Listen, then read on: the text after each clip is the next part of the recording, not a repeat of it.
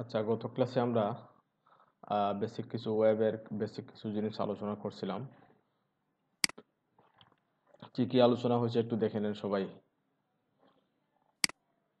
Website কি, www কি, তারপরে ওয়েবসাইট ক্রিয়েশনের স্টেপ, কয়টা স্টেপে কাজ করব আমরা, ওই জিনিসগুলো আলোচনা হয়েছে। তারপরে ডিজাইন, ডেভেলপমেন্ট, ডিজাইনে কোন কোন ল্যাঙ্গুয়েজ জানা লাগবে, ডেভেলপমেন্টে কোন কোন ল্যাঙ্গুয়েজ জানবো, তারপরে HTML এর কিছু ভার্সন, তেমন কিছু আলোচনা হয় নাই। আজকে থেকে ফাইনালি কিন্তু আমরা আমাদের যে আহ,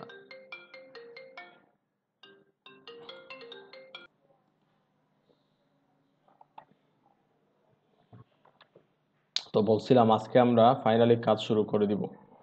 দেখেন, প্রথমে আমরা গত ক্লাস পর্যন্ত ওই স্লাইড পর্যন্ত কন্টিনিউ করছিলাম। আজকে আমরা দেখব আহ, কিভাবে আমাদের কম্পিউটার অথবা ল্যাপটপ, ডেস্কটপগুলোকে কি করতে পারি, কনফিগার করতে পারি ওয়েব ডিজাইন ডেভেলপমেন্টের জন্য।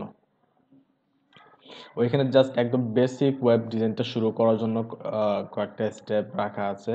কিন্তু আরো ওয়েব ডেভেলপমেন্ট করতে গেলে আমাদের অনেক সফটওয়্যার লাগবে, অনেক কিছু লাগবে। ওইটা পরবর্তীতে আমরা যখন ডেভেলপমেন্টে যাব তখন আমরা ওগুলো দেখে নিব। এখন জাস্ট যতটুকু আমাদের লাগবে কনফিগার করা ততটুকুই করে নিব। ওইখানে দেখতে পাচ্ছি, আমরা প্রথমেই দেখতে পাচ্ছি ডাউনলোড কোড এডিটর। আমাদের যেহেতু আমরা কোডিং করব, আমাদের কোড লিখতে হবে, এজন্য আমাদের একটা কোড এডিটর সফটওয়্যার প্রয়োজন, তাই না? আর কোন কোড এডিটরটা আমরা ইউজ করব? অনেক কোড এডিটর আছে, Notepad, Sublime, Visual Studio Code, Brackets, অনেকগুলো আছে, অ্যাটম। কিন্তু আমরা কোনটা ইউজ করব? আমরা ইউজ করব প্রথম অবস্থায় রিকমেন্ড করব আমরা যারা বিগিনার আছেন, একদম বিগিনার যারা, আহ, তাদের জন্য নোটপ্যাডটা বেটার হবে। ওগুলাকে আলোচনা করছিলাম আমি বিগত ক্লাসে। জি হ্যাঁ, ভাইয়া করছিলেন। এগুলো বলেছিলেন। ওকে ওকে, গ্রেট। তাহলে তো সবার আছে ওগুলা, নোটপ্যাড, ক্রোম, ওগুলা তো আছে না? জি আছে। জি ভাইয়া। আচ্ছা, ওকে, তাহলে সবার জি আছে। ভাইয়া ইনস্টল করা গ্রেট আছে। গ্রেট। নাই এমন কেউ আছেন নাই যে ওগুলো ইনস্টল করা নাই?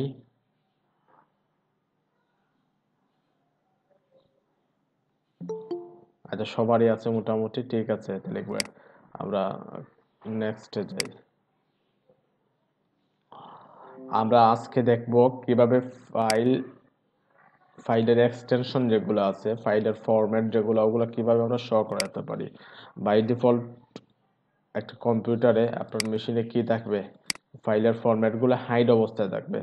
ফাইলের এক্সটেনশন কি, ফরম্যাট কি, ওগুলা হয়তো অনেকেই জানেন, তো এরপরে বলে নিচ্ছি। ফাইল এক্সটেনশন হচ্ছে আমরা একটা ফাইলের নামের পরে ডট দিয়ে যেগুলো দেখি, ধরেন হয়তো জেপিজি হতে পারে, পিএনজি হতে পারে, যদি অডিও হয় তাইলে MP3, ভিডিও হলে MP4, ওগুলো হচ্ছে ফাইলের এক্সটেনশন।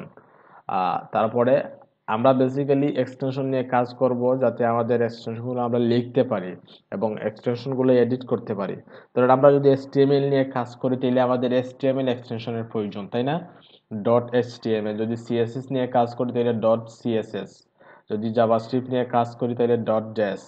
PHP নিয়ে কাজ করলে .php। বুঝতে পারছেন? ওইরকম আমরা এক্সটেনশন দিয়ে দিয়েই কাজ করব। আমরা যখন প্রথম একটা ফাইল ক্রিয়েট করবো, আমাদের ওয়েবসাইটের মেইন ফাইলটা, তখন আমরা আমাদের মেইন ফাইলে একটা নাম দিব, দেন .html দিব আমরা। তো ওই .html কোন জায়গায় দিব, ওইটা যদি হাইড অবস্থায় থাকে তাহলে তো আমরা কি করতে পারবো না, আমরা দেখতে পারবো না অ্যাকচুয়ালি, বা ওইটা এডিট করতে পারবো না। প্রথম অবস্থায় একটা ফাইল ক্রিয়েট করার পর এটা TXT ফাইল হিসেবে থাকে, দেন ওইটাকে আমরা চেঞ্জ করতে হবে। দেখেন ওইখানে একটা ফাইল দেখতে পাচ্ছি যে PNG ফাইল, পলাশ.png, তাই না? কিন্তু প্রথম অবস্থায় হয়তো অনেকের ল্যাপটপে ওইটা হাইড আছে, শুধু পলাশটা আছে কিন্তু .png-টা নাই। তো তারা কি করবেন, যাদের হাইড আছে তারা ওইটা ফাইল এক্সটেনশনটা শো করাতে হবে। কিভাবে শো করবেন? অনেক ওয়েতে শো করানো যায়, তো আমি দুইটা ওয়ে এখানে দেখিয়ে দিচ্ছি। একটা হচ্ছে আপনি উইন্ডোজ সার্চ বারে যাবেন, গিয়ে ওইখানে লিখবেন যে show file extension, show file extension. লেখার পরে দেখেন একদম উপরে চলে আসছে শো ফাইল এক্সটেনশন নামে একটা সেটিংস চলে আসছে। আমরা ওইখানে ক্লিক করলাম। ক্লিক করার পরে একটু নিচে যাব আমরা। একটু নিচে গিয়ে দেখতে পাচ্ছি ফাইল এক্সপ্লোরার হেডলাইনে একটা সেটিংস আছে যে change settings to show file extension. আমরা শো সেটিংসে ক্লিক করলাম। আচ্ছা, আমরা শো সেটিংসে ক্লিক করলাম, একদম ক্যাপচার অ্যাকসেপ্ট করে নিই।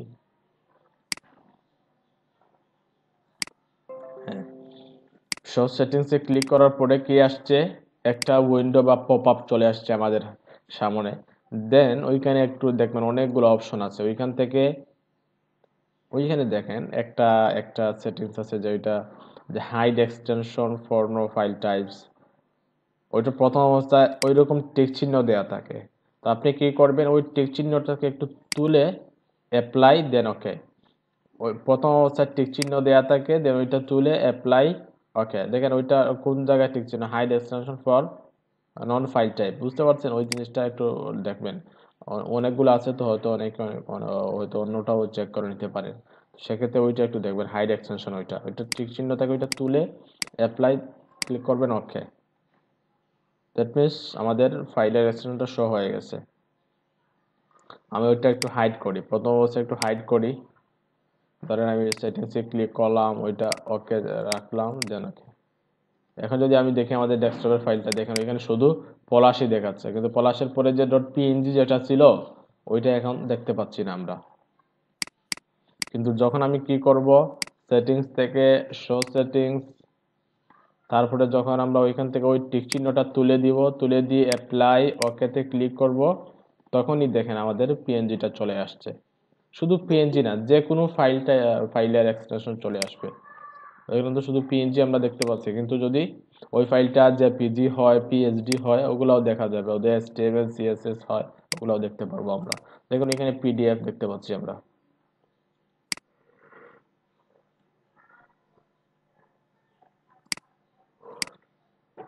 আচ্ছা, আরেকটা অপশন আছে, আরেকটা অপশন হচ্ছে ধরেন আমরা ফাইলে যাব, ধরেন আমরা কোথায় গেলাম, ডকুমেন্টসে গেলাম, ডক্সে গেলাম। ডক্সে যাওয়ার পর দেখেন অনেকগুলা ডকুমেন্টেশনের দেখেন কি আছে, টিএক্সটি, তারপর ওই যে এক্সেল ফাইলের যে ফরম্যাট যেটা আছে, তারপর পিডিএফ, পিপিটি, দেখেন ওগুলো হচ্ছে কি এক্সটেনশন। তো ওগুলা প্রথম অবস্থায় হাইড থাকতে পারে। তো তখন কি করবেন আপনারা, দেখেন ওইখানে তিনটা ট্যাব আছে, একটা হচ্ছে হোম, শেয়ার, ভিউ।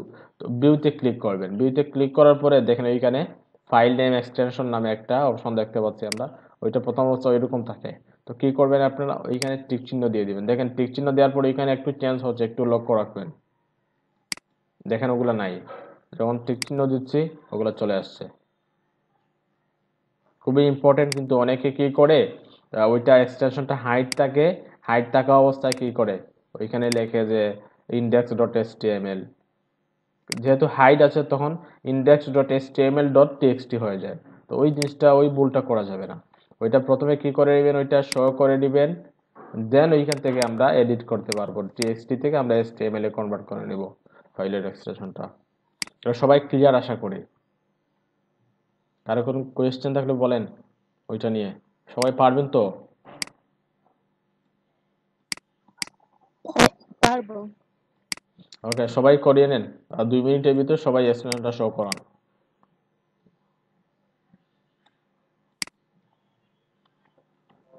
হাফিজ ভাই বুঝি না কি বলছেন? করতে পারছি। ওকে ওকে, গ্রেট।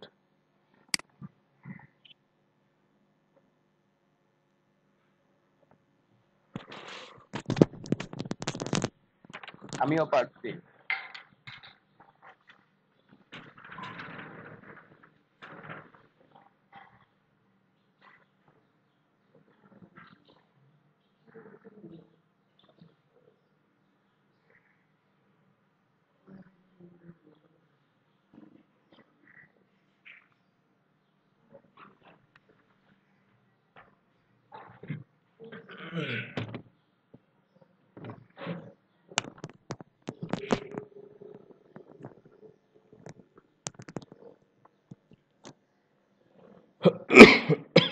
তাহলে সবার হয়েছে তো না?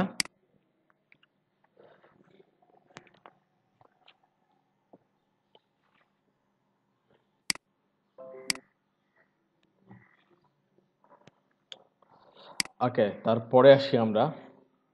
ওইখানে দেখতে পাচ্ছি পরের স্টেপ হচ্ছে ক্রিয়েট এইচটিএমএল ফাইল।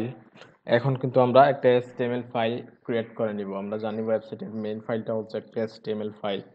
দেন ওইটাতে আমরা অনেক কাজ করব। HTML কোড লিখবো, দেন ওইটার সাথে CSS লিখবো, জাভাস্ক্রিপ্ট লিখবো, PHPও লিখবো।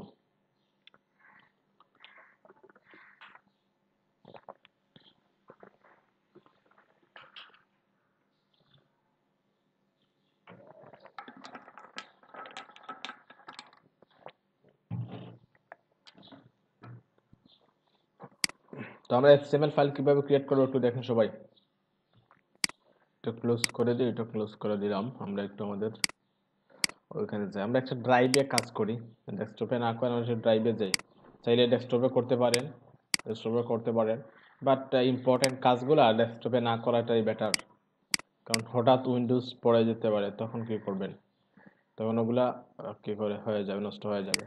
আমরা একটা ড্রাইভে কাজ করি, 286 নাম্বার ব্যাচ, দেন ডে 2 আজকে ওয়েবের ডে 2 আর কি।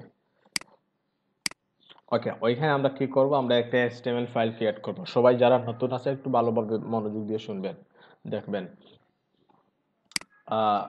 আমরা নতুন একটা HTML ফাইল ক্রিয়েট করার জন্য কি করব, রাইট বাটনে ক্লিক করব, দেন নিউ থেকে টেক্সট ডকুমেন্ট। অনেকে নিউ থেকে ফোল্ডারে ক্রিয়েট করে, ফোল্ডারে করা যাবে না। টেক্সট ডকুমেন্টে ক্লিক করার পর দেখেন একটা টেক্সট ডকুমেন্ট দেওয়ার একটা অপশন আছে। ওইখানে আমরা আমাদের ফাইলের নামটা দিব, TXT এক্সটেনশন সহ আমরা সিলেক্ট করে নিলাম, Ctrl+A প্রেস করে। দেন ওইখান থেকে index.html, ওয়েবসাইটের মেইন ফাইলটা ইন্ডেক্স নামে থাকাটাই বেটার, স্ট্যান্ডার্ড। index.html লিখলাম, এখন এন্টার প্রেস করলাম। দেখেন একটা পপ আপ আসছে, আমরা আবার ইয়েসে ক্লিক করলাম। দেখেন আমাদের HTML ফাইলটা ক্রিয়েট করা হয়ে গেছে। কিন্তু যদি নিউ থেকে কি করতেন, ফোল্ডারে গিয়ে index.html লিখতেন, তাহলে ওইটা কি কি ক্রিয়েট হইতো? ওইটা কি ফাইল হইতো না ফোল্ডার হইতো? ওইটা হবে ফোল্ডার। বুঝতে পারছেন? ওইটা ফোল্ডার ক্রিয়েট করবেন না। তো যারা বিগিনার আছে তারা ম্যাক্সিমাম ভুল করে ওই জিনিসটা, এই জন্য দেখিয়ে দিলাম। রাইট বাটন ক্লিক করে নিউ থেকে টেক্সট ডকুমেন্ট, এটা মনে রাখবেন। টেক্সট ডকুমেন্ট থেকে যেটা আসবে ওইটাকে রিনেম করে নেবেন। কি দিয়ে রিনেম করব আমরা? index.html। আমি আরেকটা ফাইল ক্রিয়েট করতেছি, ধরুন আমি এটা ডিলিট দিয়ে দিই, আবার করি। রাইট বাটন ক্লিক করে টেক্সট ডকুমেন্ট, দেন এখানে কি লিখবো আমরা?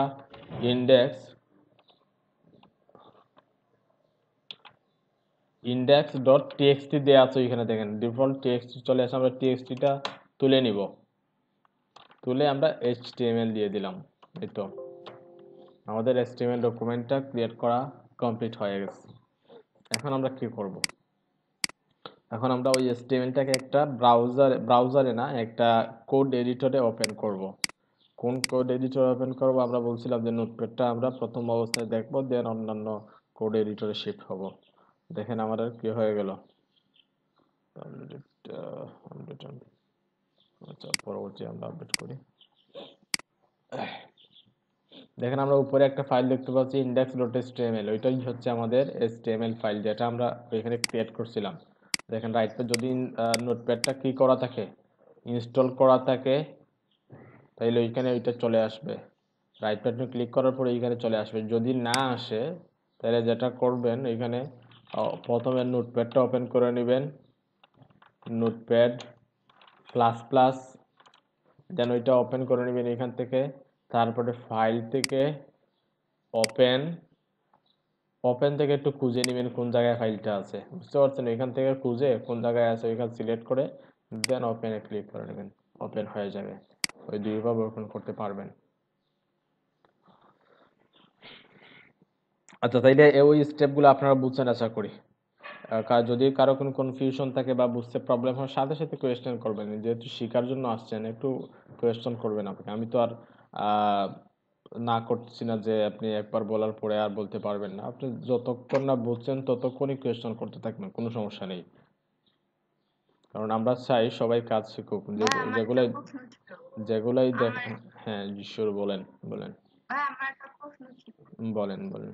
ভাই আপনি এইখানে মানে সেভ করার পর একটা আইকন শো করছে ক্রোমের, কিন্তু আমার তো ক্রোমেরটা শো করে না, আমার হচ্ছে অপেরা মেনু শো করে। এটা কি আচ্ছা, মানে কেমন হয়? আর যদি অপেরা মেনু শো করে তাইলে যেটা করবেন, যদি ক্রোমে নিয়ে আসতে চান তাইলে রাইট বাটন ক্লিক করে প্রপার্টিস থেকে দেখেন ওইখানে ওপেনস উইথ, ওইখানে চেঞ্জ করা যাবে। চেঞ্জে ক্লিক আচ্ছা করবেন, চেঞ্জে ক্লিক করার পর এখান থেকে যেটা সিলেক্ট করবেন ওইটাই আসবে। দেখেন ব্রেভ, আচ্ছা ফায়ারফক্স, ইন্টারনেট এক্সপ্লোরার, যেটাই সিলেক্ট করবেন ওইটাই আসবে। ও আচ্ছা ঠিক আছে।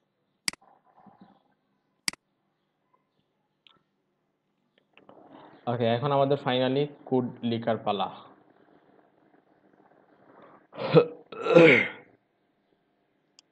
তো আমরা কোডিংটা স্টার্ট করব কিভাবে?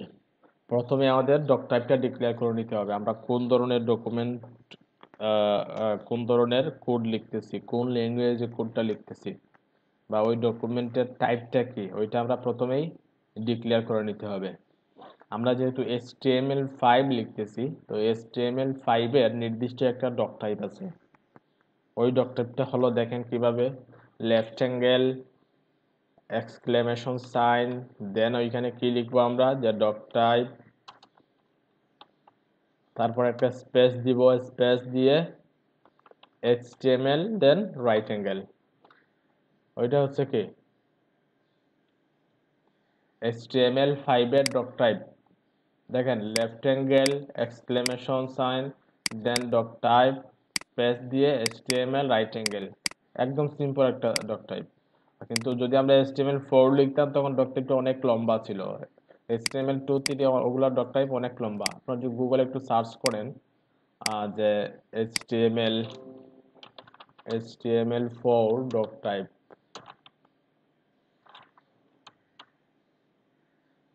তখন ডাব্লিউ স্কুল থেকে দেখতে পারবেন HTML4 ডক টাইপ।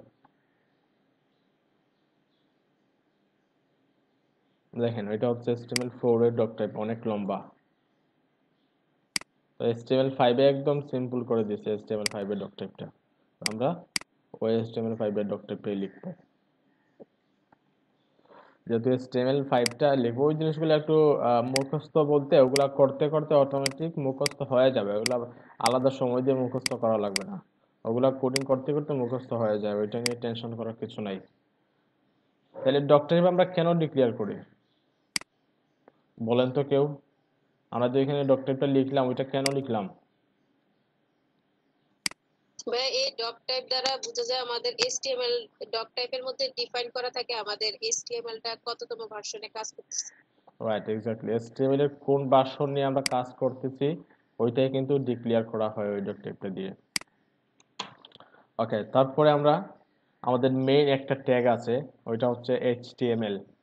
আমরা জানি HTML এর অনেকগুলা ট্যাগ আছে, ওই এক একটা ট্যাগের এক একটা কাজ। তো আমরা মেইন একটা ট্যাগ আছে, ওইটা হচ্ছে HTML ট্যাগ। প্রথমে আমরা HTML ট্যাগটা ডিক্লেয়ার করব। এখন ট্যাগ কি? ট্যাগগুলা হচ্ছে বেসিক্যালি এক একটা মাধ্যম বলতে পারি আমরা। ট্যাগ মাধ্যম কিভাবে হলো, যে ব্রাউজারে কন্টেন্টগুলা শো করানোর মাধ্যমটাকে আমরা ট্যাগ বলতে পারি।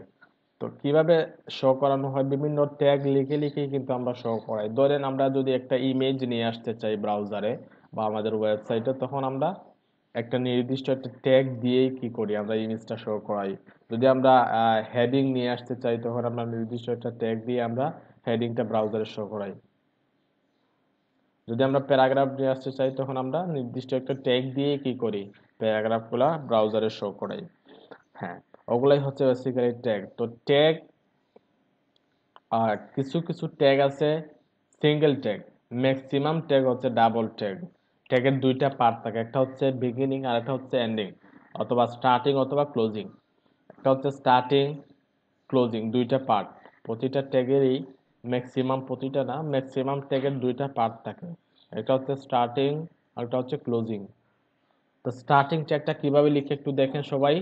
স্টার্টিংটা লিখে লেফট অ্যাঙ্গেল রাইট অ্যাঙ্গেল এর ভিতরে ট্যাগের নাম থাকবে, আর ক্লোজিংটা হচ্ছে লেফট অ্যাঙ্গেল রাইট অ্যাঙ্গেল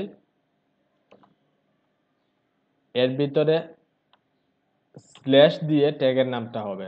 যদি পি হয় তাহলে প্যারাগ্রাফ, যদি প্যারাগ্রাফ হয় তাহলে পি হবে, ওইখানেও পি হবে, সেম ভাবে ওইখানেও পি হবে। আর যদি কি হয়, যে H1 হয়তো বা H1 হয়, তখন ওইখানেও H1 হবে, সেম ভাবে ওইখানেও H1 হবে। বুঝতে পারছেন আশা করি। ট্যাগের দুইটা পার্ট থাকে, একটা হচ্ছে স্টার্টিং, ক্লোজিং। তো স্টার্টিং ট্যাগ কিভাবে লিখে, লেফট অ্যাঙ্গেল রাইট অ্যাঙ্গেল এর ভিতরে ট্যাগের নামটা থাকে, ক্লোজিংটা হয় লেফট অ্যাঙ্গেল রাইট অ্যাঙ্গেল এর ভিতরে স্ল্যাশ দিয়ে ট্যাগের নামটা হয়। তো আমরা এখন কোন ট্যাগটা লিখতেছি? HTML ট্যাগটা লিখতেছি। তো HTML ট্যাগ লেখার জন্য আমরা কি করব, লেফট অ্যাঙ্গেল রাইট অ্যাঙ্গেল দিব, আবার আমরা ক্লোজিং করে নেই লেফট অ্যাঙ্গেল রাইট অ্যাঙ্গেল এর ভিতরে স্ল্যাশ, দেন আমরা ওইখানে কি লিখবো, HTML। আবার সেম ভাবে ক্লোজিং ও HTML দিতে হবে আমাদের। দেখেন ওইটা হচ্ছে স্টার্টিং, ওইটা হচ্ছে ক্লোজিং, স্টার্টিং ক্লোজিং। আচ্ছা আমি একটা জরিপ করতে হবে সবার রেকর্ডটা আপাতত। ওইখানে যে স্ট্রাকচার আমরা দেখছি ওইটাই কিন্তু আমরা রেডি করতেছি। তো আমরা আমাদের কার্সারটা রাইট পজিশনে নিয়ে আসলাম। এখন আমরা পরবর্তী ট্যাগটা লিখবো। পরবর্তী কোন ট্যাগটা স্ট্যান্ডার্ড, ওইটা হচ্ছে হেড ট্যাগটা লিখবো আমরা, হেড।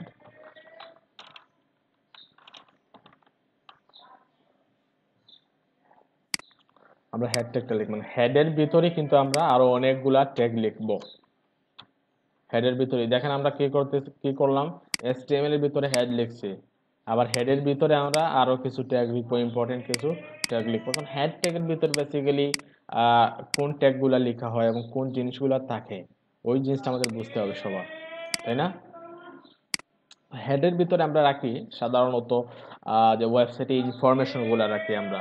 ওয়েবসাইটের ইনফরমেশন কি, ইনফরমেশনটা হচ্ছে ওয়েবসাইটের অথর কে, এবং ওই ওয়েবসাইটটা কোন ক্যাটাগরির ওয়েবসাইটটাকে, ই কমার্স ওয়েবসাইট না এডুকেশনাল না পার্সোনাল কোনো পোর্টফোলিও, ওই জিনিসটা কিন্তু আমরা ওই ডিফাইন করি কোন জায়গায়, হেড ট্যাগের ভিতরে। ওগুলা ডিফাইন করি মেটা ট্যাগ দিয়ে। মেটা ট্যাগ এখন অবশ্য দেখাবো না, ওটা পরবর্তীতে যখন আসবে তখন আমরা কি করব, মেটা ট্যাগটা দেখে নেব। একটু ওয়েট, একটু ওয়েট।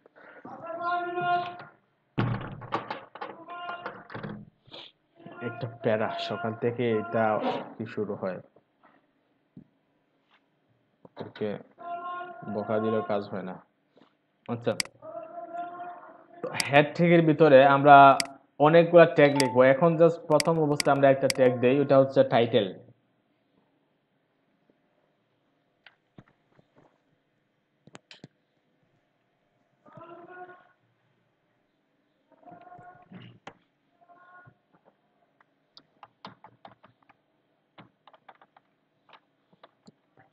টাইটেলের ভিতরে কি থাকবে?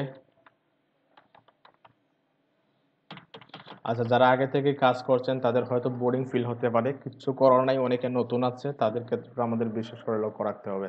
আমরা অবশ্যই অ্যাডভান্সে যাব, বাট বেসিকটা আগে ক্লিয়ার করতে হবে সবার।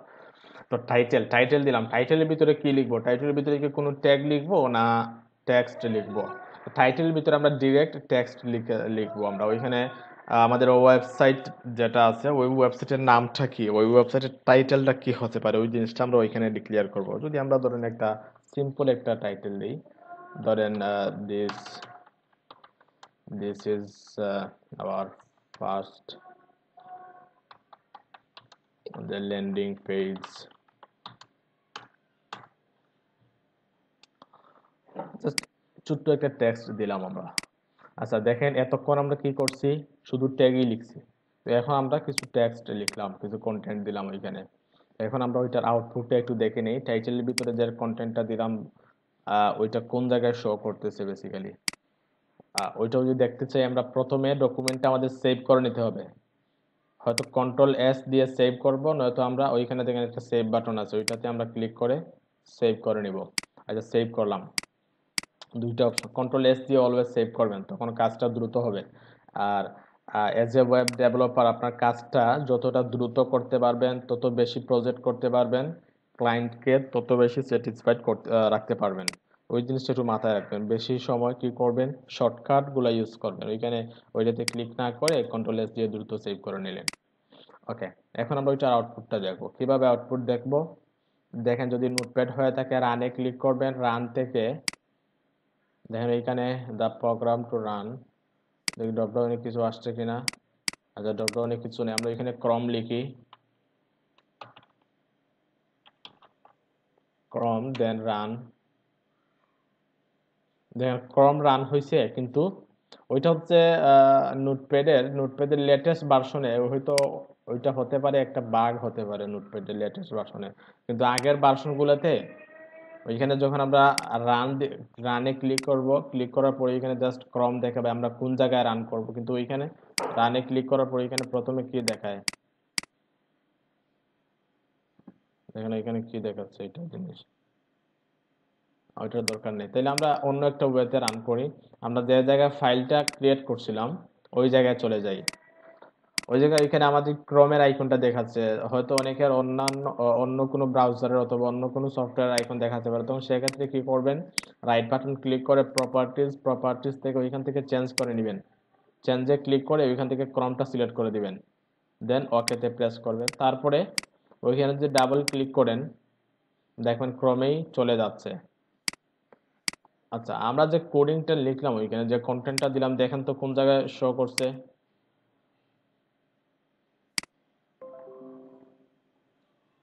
আমরা দেখতে পাচ্ছি আমাদের টাইটেল বারে শো করছে, তাই না? ব্রাউজারের ওইটা হচ্ছে টাইটেল বার, ওই জিনিসগুলো একটু কি রাখবেন, ক্লিয়ার হবেন।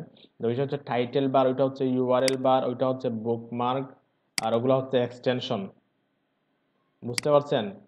আর ওগুলো হচ্ছে সেটিংসের ওই জিনিসগুলো একটু ভালোভাবে ক্লিয়ার হয়ে যাবেন একটা একটা করে।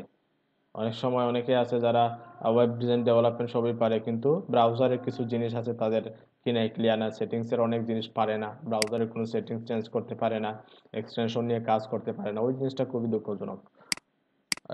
আপনারা ওয়েব ডেভেলপার হচ্ছেন, সবাই আশা করি ওই জিনিসগুলো ক্লিয়ার হয়ে যাবে, নিজ থেকেও ক্লিয়ার হয়ে যাবে। ওগুলো যে আমি দেখিয়ে ক্লিয়ার করবো এরকম সময় নাই, ওগুলো দেখাইতে গেলে আমাদের আমাদের মেইন যে জিনিসটা ওইটা চলে যাবে, ওইটা টাইমটা আমরা কি করতে পারবো না, সেভ করতে পারবো না।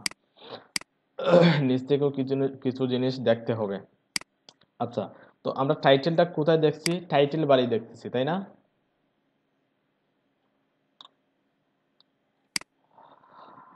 এখন আসছি আমরা পরবর্তী স্টেপে, পরবর্তীতে কোন ট্যাগটা লিখবো এবং কোন কন্টেন্টটা দিব। আমরা হেডের পরেই আমরা এসটিএমএল এর ভিতর হেড দিছি, হেডের ভিতরে জাস্ট একটা ট্যাগ দিছি টাইটেল। এখন আমরা হেডের পরে কোডিং লিখবো বডি,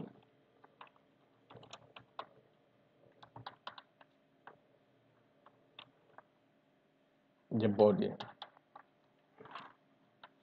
কারণ ওইটা হচ্ছে আমাদের ওয়েবসাইটের কন্টেন্টগুলো তো ওইখানেই শো করবে, ব্রাউজারের বডিতে শো করবে, তাই না? তো আমরা বডির ভিতরে যা ট্যাগগুলো লিখবো সবগুলাই ব্রাউজারের বডিতে শো করবে।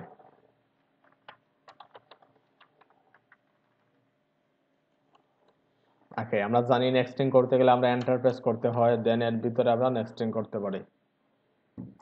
এখন আমরা কি লিখবো, এখন আমরা আমাদের এসটিএমএল যে ট্যাগ যেগুলো আছে ওগুলো আমরা আজকে শিখবো। এসটিএমএল এর একদম প্রথমে কোন ট্যাগটা শিখবো ওইটা একটু দেখি। দেখেন আমরা স্ট্রাকচারে কোন ট্যাগটা দেয়া আছে, ওইখানে জাস্ট ওইখানে বডি দেওয়ার পর জাস্ট এটা কন্টেন্ট দেয়া আছে। দেখেন ওইখানে যে কন্টেন্ট দেওয়াটা আছে, আমরা যদি আমরা কি দেই, কিছু কন্টেন্ট দেই,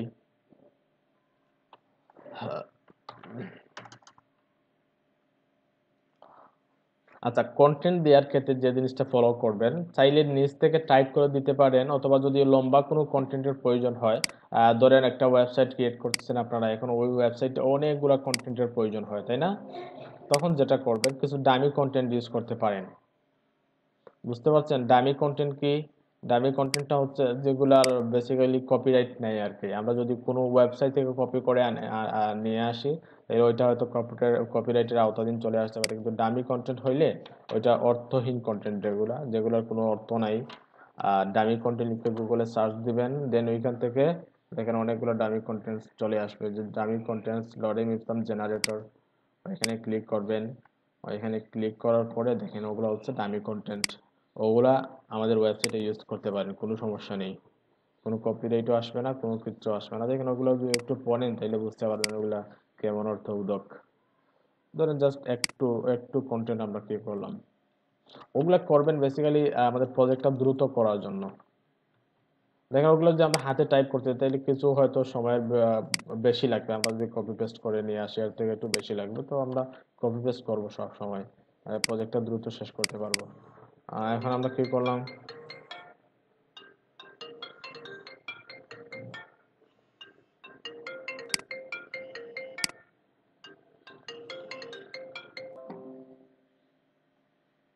আচ্ছা সরি, অ্যাকচুয়ালি আমরা অফিস থেকে করে দিছিল। তো আমরা কি করছিলাম, বডির ভিতরে জাস্ট একটা কন্টেন্ট দিয়েছিলাম। এখন যদি আমরা আউটপুটে দেখি একটু আউটপুটটা কেমন হয়, দেখেন ডিরেক্ট কন্টেন্টটা কিন্তু এখানে শো করতেছে, কোনো ট্যাগ দিই নাই আমরা, কোনো ট্যাগ ছাড়া কিন্তু কন্টেন্টটা ওইভাবে শো করতেছে। বেসিক্যালি আমরা ট্যাগ ছাড়া কোনো টেক্সট দিব না, আমরা ট্যাগের ভিতরেই দিব ট্যাগগুলা। দেখেন ওইটা দেখালাম জাস্ট টেক্সট ছাড়াও যে টেক্সট ব্রাউজারে নিয়ে আসা যায় ওইটা দেখানোর জন্য। তো আচ্ছা, তো আমরা এখন কোন ট্যাগটা দিব, প্রথমে শিখি আমরা কিভাবে হেডলাইন নিয়ে আসতে পারি। হেডলাইনগুলো আমরা অনেক ওয়েবসাইটে দেখি, অনেক ধরনের হেডিং আছে, ছোট বড় অনেক হেডিং থাকে। ওই হেডিংগুলো কিভাবে ব্রাউজারে আমরা শো করাতে পারি ওই জিনিসটা একটু দেখি। তো হেডিংগুলো ব্রাউজারে শো করানোর জন্য যে ট্যাগটা ইউজ করা হয় ওইটা হচ্ছে কি, যে H1 থেকে শুরু করে হেডিংগুলো শো করানোর জন্য 6টা ট্যাগ আছে, 6টা ট্যাগ H1 থেকে H6 পর্যন্ত। তো H1 কখন ইউজ করব, H2, H4, H5, H6 কখন ইউজ করব, ওগুলো যখন আমরা রিয়েল লাইফ কাজ করব তখন আমরা সবগুলো বুঝে যাব। তো আমরা প্রথমে একটা ডিফারেন্স দেখতে পাই যে H1 এর টেক্সটটা অনেক বড় থাকে, অনেক ইম্পর্টেন্ট থাকে, তারপরে H2, তারপরে H3, ওইরকম ক্রমান্বয়ে ছোট হয়ে আসে আর কি। তো H1 এ ধরেন আমরা কি দিলাম যে দিস ইজ the heading 1। এখন যদি আমরা একটু সেভ করি, ব্রাউজারে যাই, রিলোড দেই, দেখেন হেডিংটা আমরা দেখতে পাচ্ছি, H1 এর যে হেডিং যেটা আছে। এখন যদি আমরা H2 দেই, আমরা জাস্ট ওইটাকে ডুপ্লিকেট করি, কন্ট্রোল ডি প্রেস করবেন, দেখেন ডুপ্লিকেট হয়ে গেছে। ওইখান থেকে জাস্ট চেঞ্জ করে নেবেন, ওইখানে 2 দিয়ে দিবেন, ওইখানে 2 দিয়ে দিবেন, ওইখানে 2 দিয়ে দিবেন। আবার ডি দেই, কন্ট্রোল ডি, ওইখানে 3 দিব, সেম ভাবে ওইখানে 3 দিয়ে দিব, ওইখানে 3 দিয়ে দিব। তখন আমাদের ম্যানুয়ালি আমাদের আবার কোডিং করতে হচ্ছে, যদি আবার নতুন করে করে তাহলে একটু টাইম স্পেন্ড হবে আর কি। ওই টাইমটা বাঁচানোর জন্য আমরা কন্ট্রোল ডি দিয়ে ডুপ্লিকেট করে নিচ্ছি। H4, H4, H4, H4। Basically ওই হেডিং গুলা এসইওর ক্ষেত্রে অনেক কাজ দেয়। যখন ডেভেলপমেন্ট করবেন, ওয়ার্ডপ্রেস নিয়ে কাজ করবেন, তখন বুঝতে পারবেন। H6, ফাইনালি H6 এর পরে আর কোনো ট্যাগ নাই হেডিং এর জন্য। এখন আমরা ক্লিক করলাম, সেভ করলাম, সেভ করে যদি ব্রাউজারে গিয়ে একটা রিলোড দেই, দেখেন H1 এর বড়, তারপরে H2, 3, 4, 5, 6।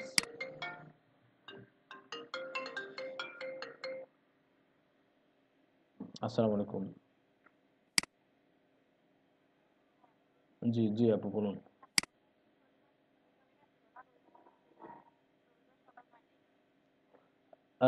রবিবার সকাল 9টা তো আপু ক্লাস আছে তো লট 7-এ আমার। তাহলে তো ওই যে ফ্রি টাইমটা হচ্ছে ওই যে যখন ক্লাস হয় শনি সোম বুধ 9টা থেকে ক্লাস হয় আর কি, অথবা 9টা অথবা শনি সোম বুধ যে কোনো টাইমে পালাতে পারেন, সমস্যা নেই। জি আচ্ছা ঠিক আছে ঠিক আছে। ওকে ওকে।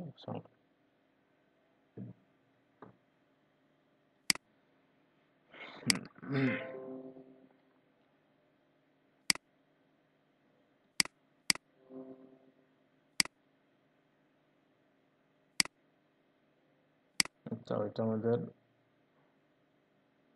থাক, ওইখানে থাক।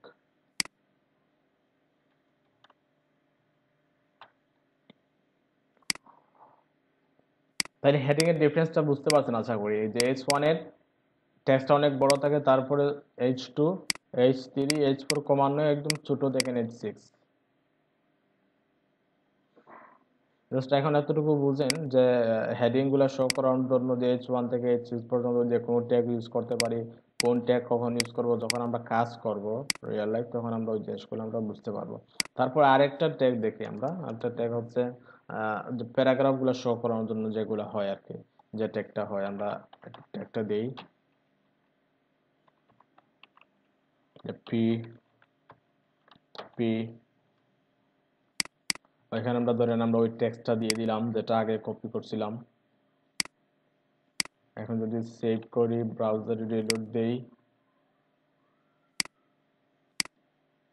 দেখেন প্যারাগ্রাফটা এখানে দেখতে পাচ্ছি আমরা, ওইটা প্যারাগ্রাফ আকারে চলে আসে। ওগুলো ছিল হেডলাইন আর ওগুলো হচ্ছে প্যারাগ্রাফ। আচ্ছা, প্যারাগ্রাফের কিছু টেক্সট আমরা বাড়াই।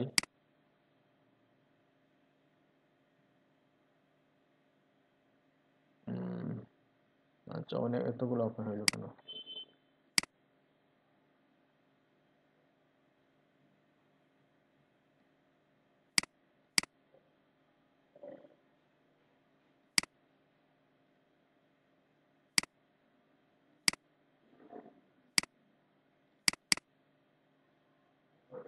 এই তো প্যারাগ্রাফে আরো কিছু টেক্সট আমরা বাড়াই, তখন আমরা প্যারাগ্রাফের কিছু ফরম্যাটিং আছে, ওই জিনিসগুলো আমরা একটু দেখতে আমাদের সুবিধা হবে। ধরেন এতটুকুই রাখলাম আমরা, সেভ করে একটু ব্রাউজারে দেখি, রিলোড দিই, দেখেন কিছু প্যারাগ্রাফ চলে আসে। এখন ওগুলাকে আমরা কিছু ফরম্যাটিং শিখে নেই। বেসিক্যালি যখন আমরা ব্লগ পোস্ট করি বা অনেক সময় ব্লগ সাইটগুলো বা নিউজগুলো যখন পড়ি, তখন আমরা দেখতে পাই যে কিছু জিনিস বোল্ড করা থাকে, কিছু ইটালিক করা থাকে, আবার ইম্পর্টেন্ট বা কোনো যদি ব্যাকলিঙ্ক থাকে, লিঙ্ক আপ করার কোনো অপশন থাকে, তখন ওগুলো লিঙ্ক আপ করা থাকে, নির্দিষ্ট কিছু ওয়ার্ড লিঙ্ক আপ করা থাকে, যেগুলোতে ক্লিক করলে অন্য একটা পেজে নিয়ে যায় অথবা অন্য কোনো একটা জায়গায় নিয়ে যায়। বুঝতে পারছেন? ওই জিনিসগুলো কিভাবে কাজ করে একটু আমরা শিখে নিই HTML ট্যাগের মাধ্যমে। ওগুলো আমরা CSS দিয়েও করতে পারি, আমরা HTML ট্যাগ দিয়েও কিছু জিনিসটা দেখে নিই। তো CSS দিয়ে কিভাবে করে বা HTML দিয়ে কিভাবে করে একটু দেখি। ধরেন আমরা যদি বোল্ড করতে চাই নির্দিষ্ট কোন টেক্সট, ধরেন আমরা ওইখান থেকে এতটুকু জায়গা বোল্ড রাখবো, তখন আমরা কোন ট্যাগটা ইউজ করব? স্ট্রং ট্যাগটা ইউজ করতে পারি, আবার বি ট্যাগটা ইউজ করতে পারি। তো ধরেন আমরা ওইখানে স্ট্রং ট্যাগটা স্টার্ট করলাম, স্ট্রং ট্যাগ আমরা যতটুকু চাই, এরপরেই আমরা স্ট্রং ট্যাগটা ক্লোজ করে নিব। স্ট্রং ক্লোজ করে নিলাম। এখন যদি আমরা সেভ করি, ব্রাউজারে গিয়ে একটু রিলোড দেই, দেখেন টেক্সট থেকে প্রিন্টার পর্যন্ত কি হয়ে গেছে? বোল্ড হয়ে গেছে। কারণ কি? কারণ আমরা এখানে স্ট্রং ট্যাগটা ইউজ করছি, টেক্সট থেকে প্রিন্টার পর্যন্ত আমরা স্ট্রং ট্যাগটা ইউজ করছি, স্ট্রং ট্যাগের ভিতরে আমরা ওই টেক্সটগুলোকে নিয়ে আসছি। আচ্ছা, সেম ভাবে আরেকটা ট্যাগ আছে বোল্ড করার জন্য, বি ট্যাগটা ইউজ করতে পারি আমরা, বি। তবে আমরা স্ট্রংটা ইউজ করাতে বেটার, স্ট্রং ইউজ করলে দেখেন সেম কাজ, সেম কাজ, কোনো চেঞ্জ হয় নাই। তো এখন যদি আমরা চাই কি করতে, ইটালিক করতে অথবা আচ্ছা ইটালিক করি আপাতত। ইটালিক করার জন্য কয়টা ট্যাগ আছে? দুইটা, সেম দুইটা ট্যাগ আছে, একটা হচ্ছে আই ট্যাগ আর একটা হচ্ছে ইএম। ধরুন আমরা শুরু থেকে ইটালিক করি, শুরু থেকে ধরুন এখানে আমরা আই ট্যাগটা দিলাম, আমরা এতটুকু জায়গায় করি, বেশি দরকার নেই। আই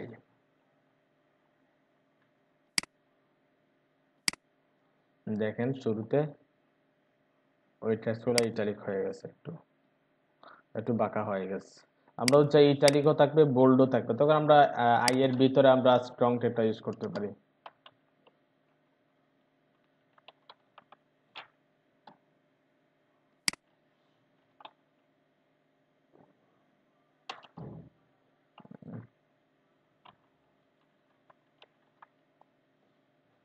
দেখেন ইটালিকও আছে, পাশাপাশি বোল্ডও আছে। যদি রিলোড দিয়ে আমরা দেখেন বোল্ড ইটালিক, সেম ভাবে ইএমটা ইউজ করতে পারি, ইএম ইটালিকের জন্য। ইএম আমরা যদি কি করি, আউটপুটটা একটু দেখতে পাবো যে সেম, কোনো চেঞ্জ নাই। তারপর মার্ক করার জন্য, মার্ক বলতে নির্দিষ্ট কোনো টেক্সট আমরা ব্যাকগ্রাউন্ডে কোনো হাইলাইট করার জন্য যে কি করি, যে হাইলাইটার পেন দিয়ে যে কাজটা করা হয়, ওই কাজটাই কিন্তু মার্ক ট্যাগটা দিয়ে করতে পারি আমরা। মার্ক, আর এখানে যদি আমরা ক্লোজ করে নেই, মার্ক, সেভ করি, ব্রাউজারে গিয়ে রিলোড দিই, দেখেন ওইটা কিন্তু মার্ক হয়ে গেছে। এখন দেখুন এখানে কোন কালারটা আসছে, ইয়েলো ইয়েলো কালার আসছে, তাই না? এখন যদি আমাদের কালারটা চেঞ্জ করতে হয়, তাহলে আমরা একটু CSS দিয়ে করে নেব। বাই ডিফল্ট HTML এ ইয়েলো কালারটাই আসবে। ওকে, ওইগুলোই মেইনলি ফরম্যাটিং এর কাজ। তারপর আন্ডারলাইনের জন্য আমরা ইউটা ইউজ করতে পারি। একটু গুগলে সার্চ করবেন যে text formatting tag, text formatting tag লিখে সার্চ দিলে যে ট্যাগগুলো আসবে ওগুলো প্র্যাকটিস করে নেবেন। সবগুলো দেখি আমাদের এত টাইম ওয়েস্ট করার কোনো দরকার নেই। গুগলে সার্চ দিবেন যে টেক্সট ফরম্যাটিং ট্যাগ। আমি কিছু ট্যাগ দেখিয়ে দিলাম, আই স্ট্রং, বি মার্ক, ওগুলো দেখিয়ে দিলাম। ওই জিনিসগুলো একটু মনে রাখবেন। ওগুলো বেসিক্যালি আমরা যখন ওয়েব নিয়ে কাজ করব তখন তেমন একটা কাজে আসে না, বেশিরভাগ সময় আমরা ওটা সিএসএস দিয়ে করে নিই। এরপরে আমাদের জানা ইম্পর্টেন্ট কিন্তু ওই ট্যাগগুলা। বুঝতে পারছেন সবাই? সবাই কি আছেন নাকি? দেখি তো, কোনো সারা শব্দ নাই। হ্যাঁ আছেন সবাই, আলহামদুলিল্লাহ। স্যার স্যার বুঝতে পারছি।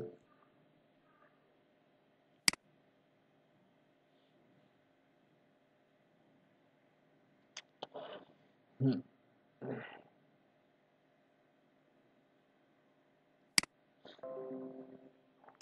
ওকে, এখন আসি আমরা আরেকটা ভাই ইম্পর্টেন্ট। ক্লাসটা কি রেকর্ডিং করছেন? হ্যাঁ, রেকর্ড হচ্ছে, রেকর্ড হচ্ছে। আচ্ছা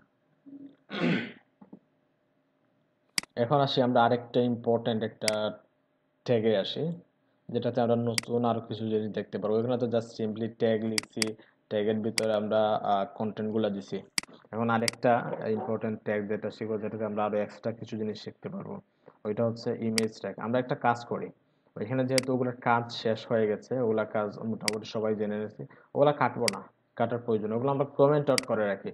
কমেন্ট আউট কিভাবে করব, কমেন্টিং কিভাবে করবো HTML এ, ওইটা একটা ফরম্যাট আছে, দেখেন। লেফট অ্যাঙ্গেল দিব, দেন এক্সক্লেমেশন, তারপর হাইফেন, হাইফেন, ক্লোজিং এ হবে হাইফেন, হাইফেন, রাইট অ্যাঙ্গেল। ওইটা হচ্ছে কমেন্টের স্ট্রাকচার। এর ভিতরে যা কিছু থাকবে সবগুলাই দেখেন কালারটা হাইলাইট হয়ে গেছে, কালারটা অন্য ধরনের হয়ে গেছে। ওইটা ব্রাউজারে শো করবে না, কোড এডিটরে থাকবে ঠিকই, কিন্তু ব্রাউজারে শো করবে না।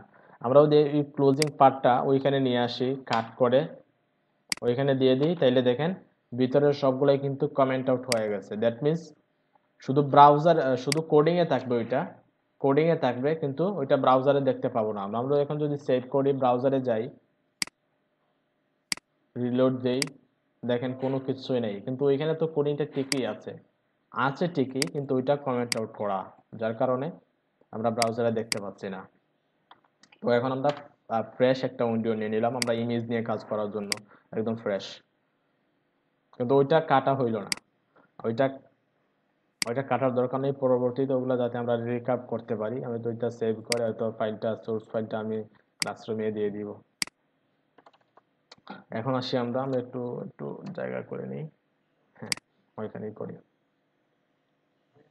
এখন আমরা কোন ট্যাগটা দেব?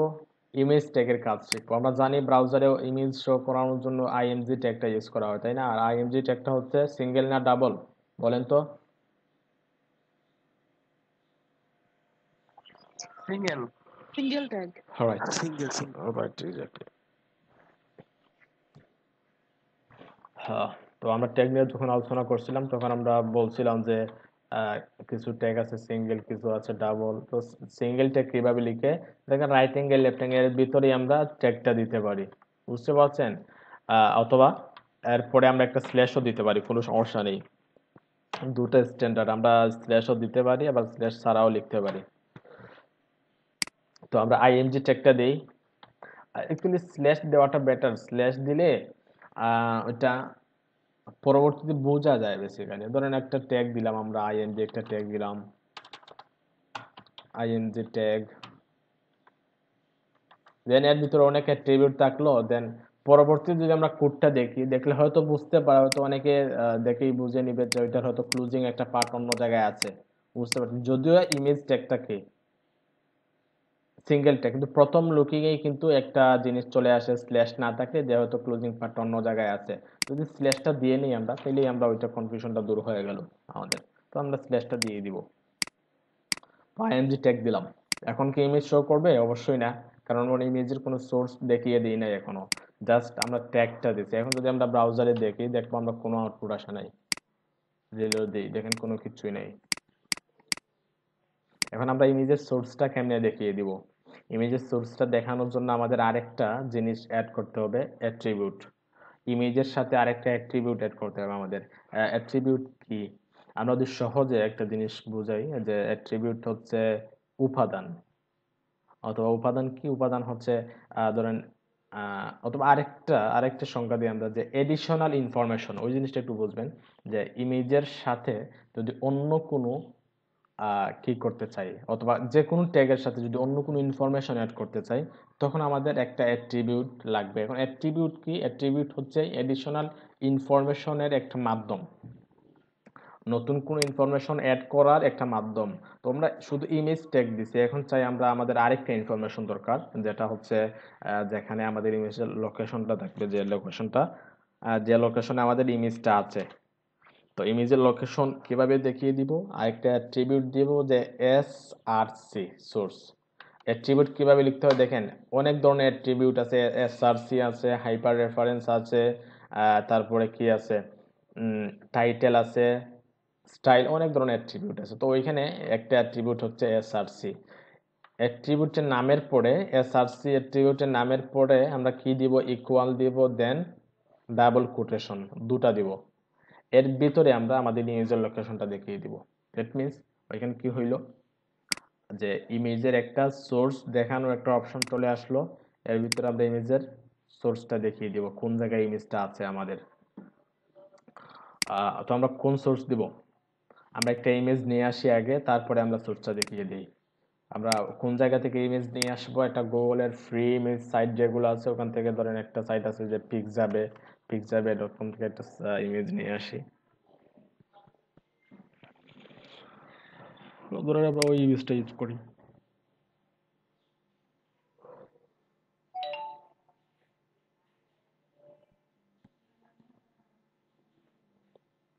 ওইটা একটু ডাউনলোড করি, ডাউনলোড।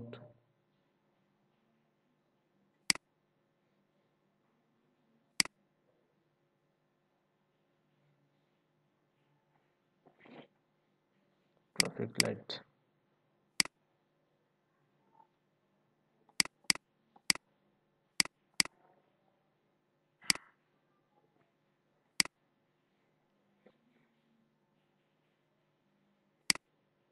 ইমেজটা ডাউনলোড হয়ে গেছে। আমরা একটা কাজ করি, ইমেজ ডাউনলোড ফোল্ডার থেকে আমরা কাট করে আমাদের প্রজেক্ট ফোল্ডারে নিয়ে আসি। সবসময় কাজটা করবেন। প্রজেক্ট রিলেটেড যে ইমেজগুলো, সবসময় ওই ইমেজগুলো কোথায় নিয়ে আসবেন? প্রজেক্ট ফোল্ডারে। আমাদের প্রজেক্ট ফোল্ডার হচ্ছে ওইখানে। আমরা ওইখানে রুট ফোল্ডারে ওইখানে পেস্ট করে দিতে পারি, অথবা একটা ইমেজ নামে একটা ফোল্ডারের ভিতরে রাখতে পারি। তো আমরা ওইটা পরবর্তীতে, আপাতত আমরা রুট ফোল্ডারে রাখি। আমরা ওইটা একটু রিনেম করে নিই, এত লম্বা আর নামের কোনো প্রয়োজন নেই। ধরেন আমরা ইমেজ দিলাম, image.jpg, তাই না? তো ওই সোর্সটা আমরা দেখিয়ে দেব ওইখানে। ইমেজের নাম কি ছিল?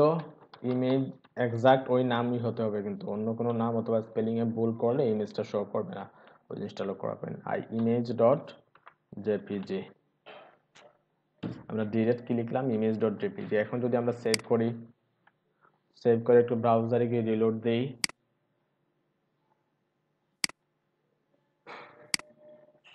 দেখেন ইমেজটা কিন্তু চলে আসছে। দেখেন নিচে একটা স্ক্রল বারও চলে আসছে। কারণটা কি? কারণটা হচ্ছে ইমেজের সাইজ অনেক বড় একটা সাইজ। আমরা জানি ব্রাউজারে কোন সাইজের ইমেজ শো করে। ইমেজের যে অরিজিনাল সাইজ যেটা আছে, ওই সাইজটাই কিন্তু ব্রাউজারে শো করে।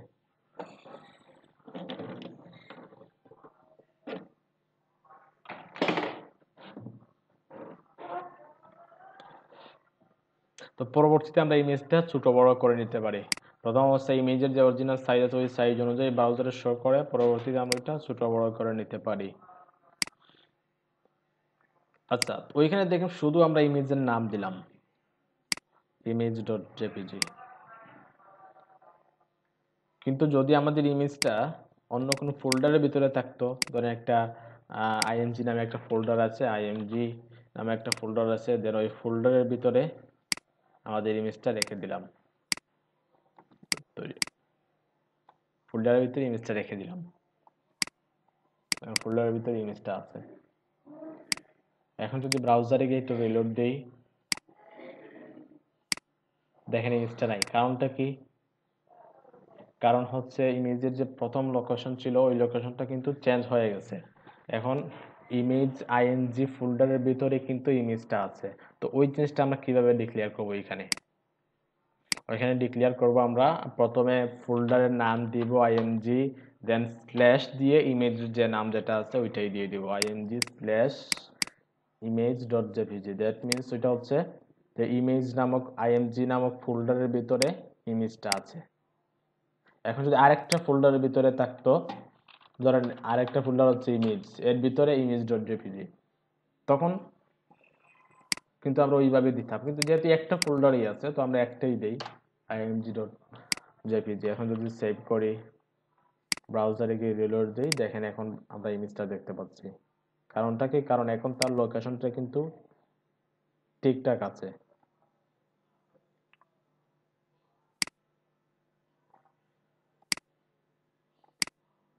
বুঝতে পারছেন? এখন যদি আরেকটা ফোল্ডারের ভিতরে থাকতো, ধরেন এই ফোল্ডারের নাম হচ্ছে ইমেজ,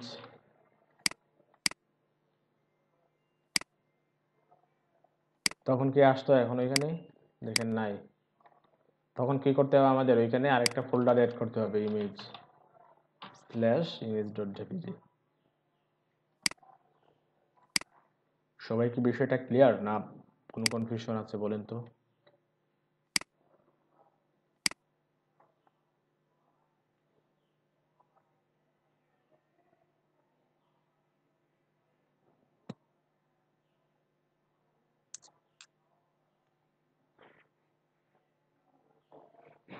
স্যার আমার একটা কোশ্চেন ছিল। জি বলেন বলেন। স্যার এই যে প্যারাগ্রাফটা দিলেন না স্যার, ওটা আমি দিলাম স্যার, লম্বা হয়ে একটা লাইন হয়ে গেছে, এটা কিভাবে হ্যাঁ, প্যারাগ্রাফ লাইন? হ্যাঁ, রাইট। অনেক সময় লম্বা কোনো প্যারাগ্রাফ দিলে কোডিং এ তখন কি হয়, যায় লম্বা হয়ে একটা লাইনে চলে আসে, নিচে একটা স্ক্রল বার চলে আসে, তাই না? ওইটা ফিক্স করার জন্য যেটা করবেন, ভিউ থেকে ওয়ার্ড র্যাপ, ওইখানে দেখেন আমি ওয়ার্ড র্যাপ আনচেক অবস্থা দেখেন ওইরকম একটা লাইনে চলে আসছে, নিচে একটা স্ক্রল বার চলে আসছে। তখন যেটা করবেন, ভিউ থেকে ওয়ার্ড র্যাপ যেটা আছে ওইটা চেক করে দিবেন, দেখেন হয়ে গেছে। ভিউ থেকে ওয়ার্ড র্যাপ। হ্যাঁ। ঠিক আছে। আচ্ছা, এখন যদি আমাদের ইমেজটা, এখন তো আমরা ইমেজের নেক্সটে আছে তাই না?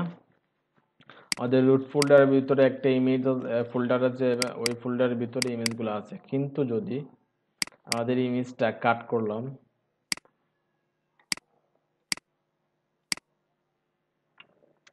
ওইখানে থাকতো Just। এখন কিন্তু নেক্সটে না, এখন ব্যাকে। এতক্ষণ ছিল নেক্সটে তাই না? এখন কিন্তু আমাদের রুট ফোল্ডার সবাই বুঝেন তো, রুট ফোল্ডার হচ্ছে ইন্ডেক্স ডট এচটিএমএল যে জায়গায় থাকে, যে জায়গায় আমাদের মেইন ফাইলগুলো রাখি আমরা, ওয়েবসাইটের মেইন ফোল্ডার যেটা, ওইটা হচ্ছে root folder. Index dot HTML যে জায়গা থেকে, ওইটাকে আমরা রুট ফোল্ডার বলতে পারি। এতক্ষণ কিন্তু রুট ফোল্ডারের নেক্সটে ছিল ইমেজটা, এখন কিন্তু ব্যাকে। এখন দেখেন রুট ফোল্ডার থেকে ব্যাকে ইমেজটা আছে। তো ওই জিনিসটা কিভাবে করব আমরা? ওইটা করার জন্য আমরা দেখেন, আমরা যদি কি দেই, আমরা স্ল্যাশ দিলে কাজ হবে না। আমরা কি করব, dot dot slash. Dot dot স্ল্যাশের মানে হচ্ছে রুট ফোল্ডার থেকে একটা স্টেপ ব্যাকে আসছে। এখন যদি আরেকটা স্টেপ ব্যাকে থাকতো তখন আমরা আবার ডট ডট স্ল্যাশ দিতাম। তো যেহেতু একটা স্টেপ ব্যাকে আছে তো আমরা ডট ডট স্ল্যাশ দিয়ে ইমেজের নামটা দিয়ে দিলাম। এখন সেভ করে ব্রাউজার রিলোড দিই আমরা,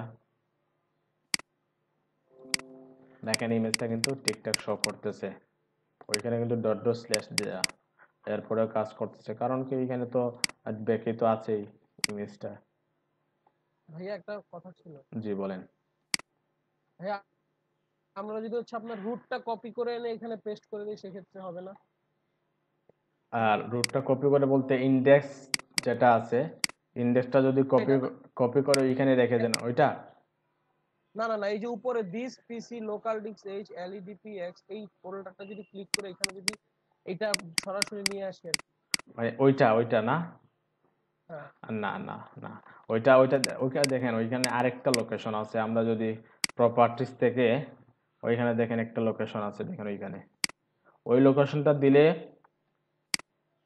অনেক সময় দেখবেন যদি একদম প্রপার লোকেশনটা দিতে পারেন তাইলে হবে, বাট কখনো ওই কাজটা করবেন না। কারণ আমরা অনেক সময় কি হবে, আমাদের ওয়েবের ফোল্ডারটা চেঞ্জ হতে পারে, আমরা ওইখান থেকে কপি করে অন্য জায়গায় নিতে পারি, অথবা ওইখানে অনলাইনে আপলোড করতে পারি, ক্লায়েন্টকে দিতে পারি। তখন তো সে আমাদের ওই লোকেশনটা পাবে না, তার পিসিতে হয়তো অন্য লোকেশন থাকতে পারে ফাইলটা, তাই না? তো সেক্ষেত্রে আমরা যেটা করব, রুট ফোল্ডারে ইমেজগুলো রেখে দেন ওই ইমেজগুলো আমরা লিঙ্ক আপ করবো, ওই রুট ফোল্ডারের ইমেজগুলো কখনো ওইটা কপি করবো না। হ্যাঁ, হবে হবে, অবশ্যই হবে, বাট ওইটা কখনো স্ট্যান্ডার্ড না, এবং ওইভাবে করলে অনেক সময় অনেক প্রবলেমে পড়তে পারে, অনেক হ্যাসেল করতে হবে। একদম সহজ ওয়েটা হচ্ছে যেটা এতক্ষণ যেটা দেখলাম আমরা, ইমেজটা আমাদের ফোল্ডারে রেখে ইমেজটা চেঞ্জ করব। এখন দেখেন, আমরা যদি আমাদের মেইন ফোল্ডারটা কি করি, চেঞ্জ করি, আমাদের যে ডে টু যেটা আছে, ওই ডে টুটা আমরা যে কোনো জায়গায় নিতে পারি, কিন্তু ইমেজটা ঠিকঠাক কাজ করবে। কিন্তু যদি আমরা ওই লোকেশনটা কপি করে না কি করি, কাজ করাই, তখন যেটা হবে যে আমরা যদি ওই ডে টুটা চেঞ্জ করি, দেখবো আমরা ওই ইমেজটা শো করতেছে না, আবার ইমেজের লোকেশন চেঞ্জ করতে হবে। তাহলে বিষয়টা বুঝছেন আশা করি। ওইটা করবেন না কখনো। হবে, অবশ্যই হবে। যখন আপনি ধরেন একটা ইমেজের প্রপার্টিজে গেলে এক্সাক্ট লোকেশনটা কোন জায়গায় ওইটা কিন্তু পাওয়া যায়, এখানে যেখানে লোকেশনটা আছে, যে জায়গায় ওইটা ওইখানে দেখতে পাচ্ছেন, কিন্তু ওই কাজটা করবেন না কখনো। আচ্ছা তাইলে নেক্সটের আর ব্যাকে, যদি ব্যাকে থাকে তাইলে কিভাবে লিঙ্ক আপ করবেন, যদি নেক্সটে থাকে তাইলে কিভাবে লিঙ্ক আপ করবেন বুঝছেন আশা করি। যদি নেক্সটে থাকে তো ভাই আমার একটা প্রশ্ন ছিল। হ্যাঁ, বলেন বলেন। ভাই এখানে যে মানে দুইবার ইউজ করার কথা বলছেন, ওই জিনিসটা আসলে আমি বুঝি নাই। মানে ওই ডট মানে dot dot slash. Dot slash দিয়ে আবার ডট ডট স্ল্যাশ আচ্ছা দিব। আচ্ছা, শোনেন শোনেন, দেখেন ওইখানে আমাদের রুট ফোল্ডার ওইটা, তাই না? রুট ফোল্ডার থেকে একটা স্টেপ ব্যাকে আমাদের ইমেজটা আছে, এজন্য কি করলাম, আমরা ওইখানে একবার ডট ডট স্ল্যাশ দিলাম। এখন যদি জি। আরেকটা স্টেপ ব্যাকে থাকতো, আরেকটা স্টেপ ব্যাকে বলতে ওইটা যদি আমরা কাট করি, কাট করে আরেকটা স্টেপ ব্যাকে কোন ফোল্ডারটা আছে ওইখানে যদি থাকতো ইমেজটা, তখন আমরা কি করতাম, আবার ডট ডট স্ল্যাশ দিতাম, আবার ডট ডট স্ল্যাশ। যদি সেভ করি, ব্রাউজারে রিলোড দেই, দেখতে পারবো ইমেজটা কিন্তু ঠিকঠাক শো করতেছে, কারণ তার লোকেশনটা ঠিক আছে।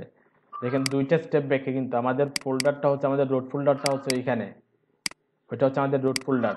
রুট ফোল্ডার থেকে একটা, দুইটা দুইটা স্টেপ ব্যাকে এসে কিন্তু আমাদের ইমেজটা আছে। এর জন্য কি করলাম, আমরা ওইখানে দুবার ডট ডট স্ল্যাশ দিলাম। এখন যদি তিনটা স্টেপ ব্যাকে থাকতো, তখন আমরা কি করতাম, আবার ডট ডট স্ল্যাশ দিতাম। ক্লিয়ার এখন? জি, বুঝতে পারছি। ওকে, তো আমরা আরেকটা অ্যাট্রিবিউট অ্যাড করতে পারি ইমেজে, যে অল্টার ট্যাগ যেটা বলতে পারি আমরা, অল্টারনেটিভ যে জিনিসটা থাকে, যে ধরেন কখনো ইমেজটা শো হইলো না ব্রাউজারে, কোনো কারণে হয়তো নেটওয়ার্কের প্রবলেম অথবা কোডিং এর প্রবলেমের কারণে কি হইলো না, ব্রাউজারে ইমেজটা শো করলো না। আর তখন একটা যাতে ইউজার কনফিউশনে না পড়ে যে ওইটা কোন ধরনের ইমেজ ওইখানে, তাই ইমেজটা কিসের ইমেজ, ওইটার জন্য আমরা কি করতে পারি, একটা ইনফরমেশন দিয়ে দিতে পারি এখানে।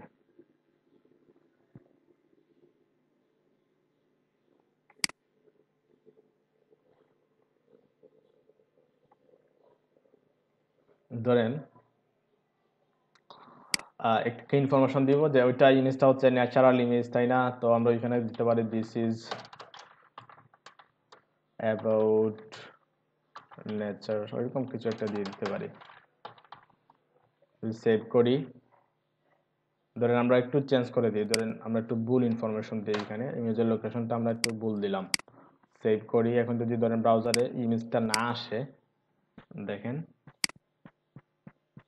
ওই ইনফরমেশন অল্টার ট্যাগের ভিতরে যেটা দিছি, যে টেক্সটটা দিছি, ওই টেক্সটটাই কিন্তু ওইখানে দেখতে পাচ্ছি আমরা। বুঝতে পারছেন সবাই? এখন কিন্তু ইউজার, ওয়েবসাইটের ইউজার দেয়া আছে, সে যদি ইমেজটা লোড না হয়, সেও কিন্তু বুঝতে পারবে যে ওইটা কোন ধরনের ইমেজ ওইখানে আছে। হয়তো লোড হয় নাই কোনো কারণে, কিন্তু কোন ধরনের ইমেজ ওইটা এখানে দেখতে পাচ্ছে। তো আমরা যখনই ইমেজ নিব, ইমেজের সাথে সাথে অল্টার ট্যাগটা দিয়ে দিব।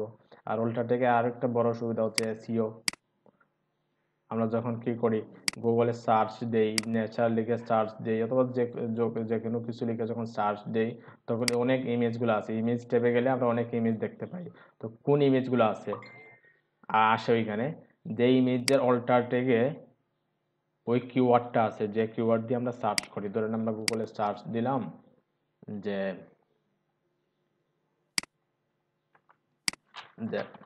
মাউন্টেন ধরেন আমরা মাউন্টেন দিলাম, মাউন্টেন লিখে গুগলে সার্চ দিলাম, সার্চ দেওয়ার পরে ইমেজে গেলাম, ইমেজে যাওয়ার পর দেখেন অনেকগুলো ইমেজ আসছে মাউন্টেনের। কোন ইমেজগুলো আসছে? যে ইমেজের অল্টার ট্যাগে ওই কিওয়ার্ডটা আছে, বুঝতে পারছেন সবাই? অথবা যে ইমেজের নাম ওই কিওয়ার্ডটা আছে নামে, তবে বেশি অল্টারনেটিভ একটা কাজ দেয়। তো অল্টার ট্যাগে যে কাজ যে কিওয়ার্ডটা আছে ওই কিওয়ার্ডের ইমেজগুলো কিন্তু ওইখানে শো করে দেয়। তো যদি আমরা কেউ যদি নেচার লিখে সার্চ দেয়, নেচারটা তো আমাদের ওইখানে দিয়ে যাচ্ছে আমাদের কিওয়ার্ডে, তো ওইখানে আসতে পারে যদি সাইটটা লাইভ থাকে এবং র্যাঙ্ক করে। এজন্য কিন্তু ওই দুইটা বিষয়ে মাথায় রেখে কিন্তু অল্টার ট্যাগটা আমরা ইউজ করি। এই ইমেজের ওই জিনিসগুলো খুবই ইম্পর্টেন্ট ছিল, যেটা লোকেশন পা যারা বিগিনার আছে তাদেরকে তো অনেক হয়তো, আচ্ছা এখানে স্ল্যাশ কেন, এটা তো হবে না। তো আমরা আমাদের ইমেজটা নিয়ে আসি আমাদের প্রজেক্ট ফোল্ডারে, একটু দূরে না রেখে আমরা কাজটা নিয়ে আসি, একটু কাট করলাম, কাট করে 26 ইমেজ, ওইটাও দরকার নেই, আমরা ইমেজের ভিতরে জাস্ট রেখে দিলাম আমাদের ইমেজটা, পেস্ট করে দিলাম। এখন আমরা আমাদের লোকেশনটা চেঞ্জ করে নিই, যে ইমেজ ফোল্ডারের ভিতরে আইএমজি ফোল্ডারের ভিতরে আমাদের ইমেজ ডট জেপিজি, এখন আমরা দেখতে পাচ্ছি ইমেজটা ঠিকঠাক চলে আসছে। এখন আমরা ইমেজের সাইজটা কিন্তু HTML অ্যাট্রিবিউট দিয়ে চেঞ্জ করতে পারি। আমরা ওয়াইড হাইট, ধরুন একটা অ্যাট্রিবিউট আছে ওয়াইড, উইড, ধরেন একটা উইড আছে, ধরেন আমরা কি দিলাম 500 পিক্সেল 500, আবার একটা হাইটও দিয়ে দিলাম, হাইট ধরেন দিলাম 300, আচ্ছা আচ্ছা এখানে একটা ভুল দিছিলাম 300। দেখেন অ্যাট্রিবিউট কিভাবে লিখতেছি, দেখেন অনেকগুলো অ্যাট্রিবিউট কিন্তু একটা ট্যাগের ভিতরে কিন্তু অনেকগুলো অ্যাট্রিবিউট দিতেছি।